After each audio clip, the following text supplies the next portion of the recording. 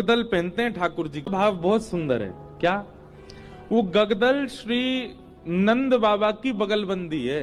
नंद बाबा के मन में भाव आवे जी लाला यशोदा मैया ती लिपट के सोवे, उन्हीं के पास ही सोवे, कभी मेरे पास ना आवे। नंद बाबा के मन में भाव आवे, हे विधाता अगली बार मोए मैया बना के भेजियो, क्योंकि मैं तो बड़ो संकोच में रह जाऊं, लाला मेरे पास आवे ही ना है।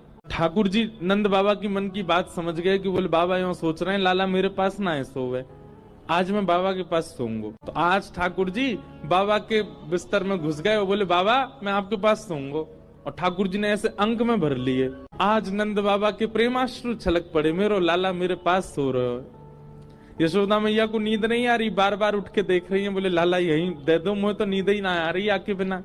नंद बाबा बोले आप रोज सोती हो, आज मेरे पास सोन दो यार। लेकिन वास्तव में ठाकुर जी नाटक कर रहे थे, ठाकुर जी को नींद नहीं आ रही थी।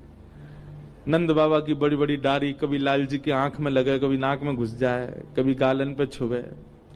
रात में जैसे ही नंद बाबा को गहरी नींद आई, चुपचाप ठाकुर जी हाथ खोल के निकले और यशोदा मैया के अंग से लिपट के सो गए। सुबह जब नंद बाबा उठे तो बाबा को संकोच भयो, बोले लाला रात में आयो लेकिन चलो गो मैया पास ही।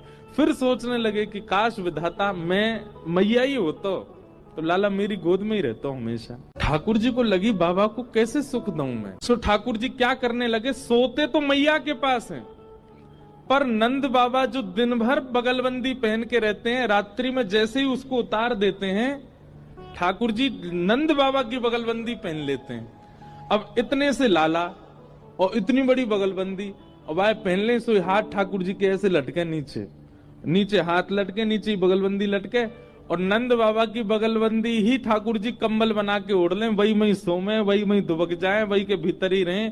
पूरी रात ठाकुर जी उसमें किलोल करते हैं। श्री ठाकुर जी की अंग की सुगंधी से जब वो बगलबंदी अंकित हो जाती है, तब अगले दिन नंद बाबा पहन के जाते हैं, तो उनको पूरे दिन यही आभास होता हो कि लाला मेरे हृदय पे लगो गए हो, लाला की सुगंधी आ रही है, लाला रात भर यही में सोए हो। तो वो गगदल पहनते हैं श्री ठाकुर।